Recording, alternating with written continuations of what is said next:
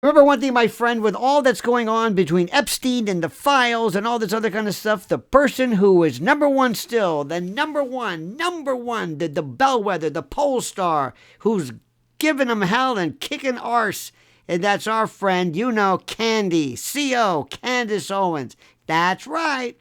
She has moved right now to the center of a cultural storm that feels larger than any single headline. From the Epstein document releases to the rising public furor about predation and elite protection, she has not simply reacted to the offense. She has driven the rhythm and the momentum of this conversation. While many voices circle these subjects very cautiously, measuring each word against the risk of backlash, Candace Owens has surged forward and treated the moment as a direct confrontation with forces she believes have operated in darkness for far too long. She is legit. She keeps going. She is, I don't want to use words like OG, but let's face it, she is one of a kind. Her defining trait in this, in all of this, has been this absolute indefatigable persistence, in this relentlessness that she showed. Commentators all over the place, oftentimes will graze, controversial terrain. They extract a burst of attention here, and then they retreat to safer topics. Candace Owens has refused that pattern. She has returned time and time again, front and center, to go to the core questions he's been asking, insisting that isolated scandals are fragments of a larger picture. And in her telling of the narrative regarding Epstein, whatever, this isn't some closed chapter or historical footnote. It's not an entry point into some expanding web of influence and protection that stretches across the media, politics, and culture. No, it's more. By threading these elements all together, Candace Owens has given her audience, think about this, a sense of coherence in a landscape that otherwise feels chaotic. Let me also tell you how good she is and why she's important. I'm not going to say anything in a bad way, but a lot of folks think it's okay to start off every day with taking huge chunks of her program, basically using it, I don't want to say not seizing it. I mean, it's all legitimate. Using her words, her commentary, her pictures, and then commenting on her to tell you what she said. I know what she said. You know what she said. That's why I tell you what I think and will refer to her, because we supporters interpret this and her persistence as a kind of a moral endurance. And you don't need me to show you her doing this. You've seen this. I want to comment on it. Frankly, I want you to hear me. She doesn't treat this uproar as passing spectacle. She treats everything as unfinished work. She's just getting started. And each document release and each resurfacing allegation and each attempt at some kind of a narrative or official story containment becomes another marker on a growing chart that she's keeping track of. Where critics are cautioning against, overextension, her followers, hear determination. She's doubling down on the Macrons. She's doubling down. She is getting more and more. She's almost saying, I dare you. I dare you. And that's the thing which is the most important. Now, in terms of longevity and how this works in the long run, we'll see about that. Many people have told her, listen, Candace, what are you doing? What's the point of this? Why are you necessarily engaging these people directly? And you know what she would tell you? Because it's fun and because I'm right. Now, I want you to think about this.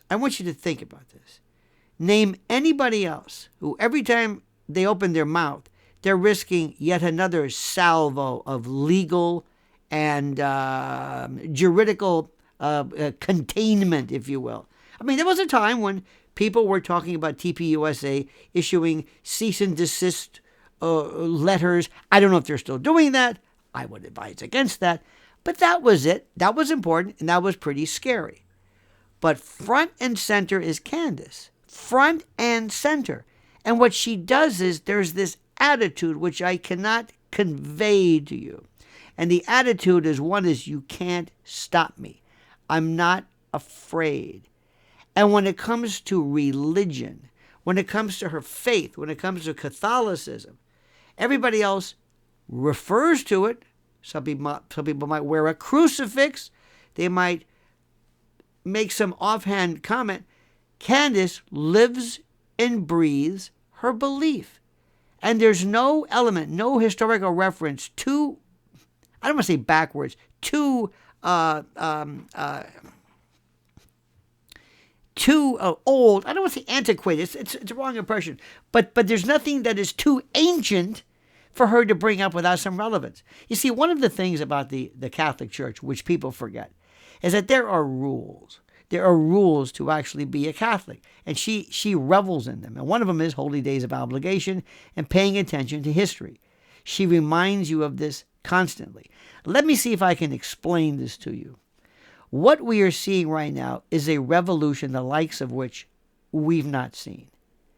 Every single thing that we have said about what they're doing to children, about predation, about these weird emails to and from these folks who are in charge, we've been talking about that for years, and they have told us we're crazy. Do you understand what I'm saying?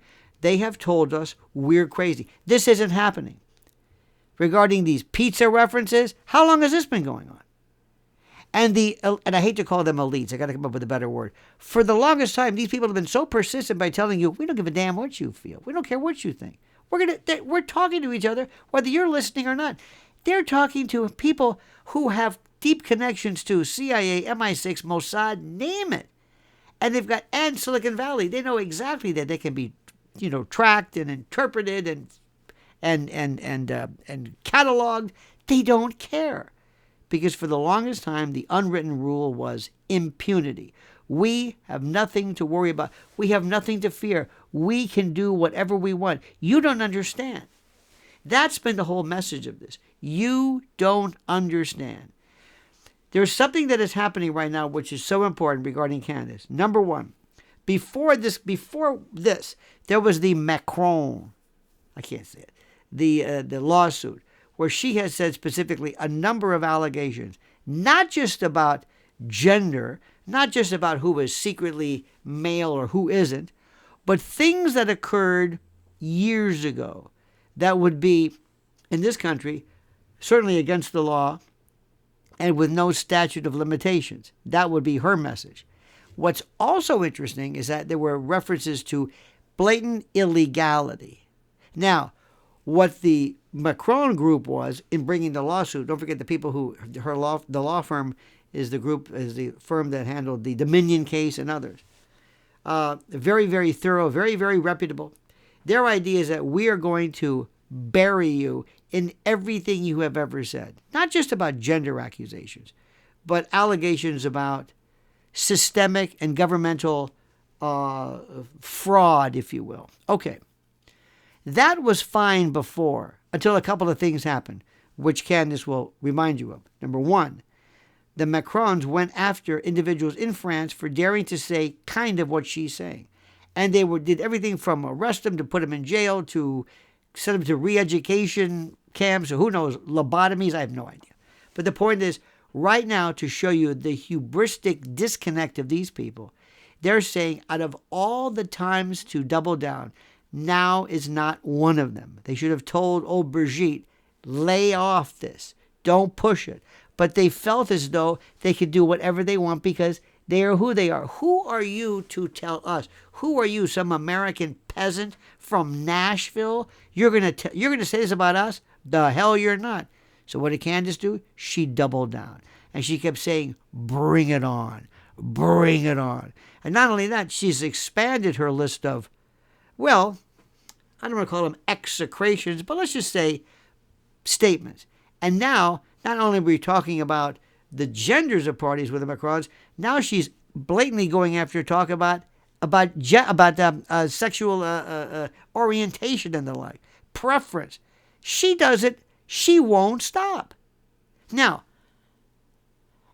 Whether this is wise or not, time will tell. Whether this is a problem, time will tell. What this is, to put it bluntly, to use an American idiomatic expression, if you will, she's got balls that are elephantine, that should be in the circus.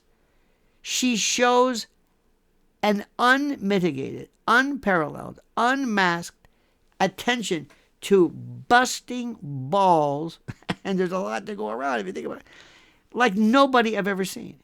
She doesn't back off. She can't do it. There's a lot about her which I think Trump has, depending upon your feeling, because he just never stopped. He never relented. Never did. He may say something wrong. Ultimately, he may say, that probably wasn't the best thing to do. But he never backed down, and you couldn't spook him. And that's something which we are so amazed by, because in this country, nobody stands up for anything. Next, we are in a war right now against depravity, which we always thought was possible.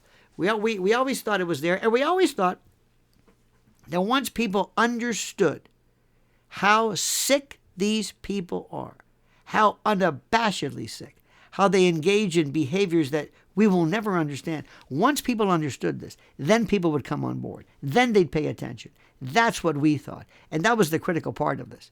Well, let me tell you something. The ultimate vindication will not come from the courts, will not come from mainstream media. It will come specifically from us, the pitchfork and torch crowd, from social media. That's right. This is the scrum. This is the crowd. This is the ochlocracy, if you will. We're the murmurations that move in sync and on time to show people what we think. It's not going to be some district court of Virginia. It's going to be this. This is a brand new world. And let me also tell you something which is very, very critical for you to understand drastically. The war has just started. Don't expect the country to react too much about Epstein, because that's not our nature. We have a 3-day rule. After 3 days, we get tired of it. The country's not going to go through and read and sift through all of the pages. It's not going to read the summaries. Our country, for the most part, as we live in the fishbowl here, they don't do this. So don't expect a lot from them. But frankly, they're not running the show. Really, we are. Fewer numbers, we run the show. And we're going to determine the particular levels of interest and the particular focus of attention that will be attended to and attributed to this particular instance. We're going to do it. Let me explain something to you. And I've said this before, but in the movie Jack Reacher, the first one with Tom Cruise, which was actually better, there is a scene where Tom Cruise is about to kick the living you-know-what out of this guy by basically smashing his testicles in a bar fight. And he's about to cripple this guy. And Tom Cruise looks at him before he's about to just destroy this guy, and he says, "Remember, you wanted this." Meaning, I told you to back down, but you said no. I told you I would hurt you and cripple you, but you said you didn't care. Okay, let's see who cares now. Because remember, you wanted this. Remember, I warned you. I told you specifically, this is what we were going to do. And the levels of connection, the various vectors that are meeting, I can't keep track of them. And let me just tell you again. Who started this? Candace Owens. She did.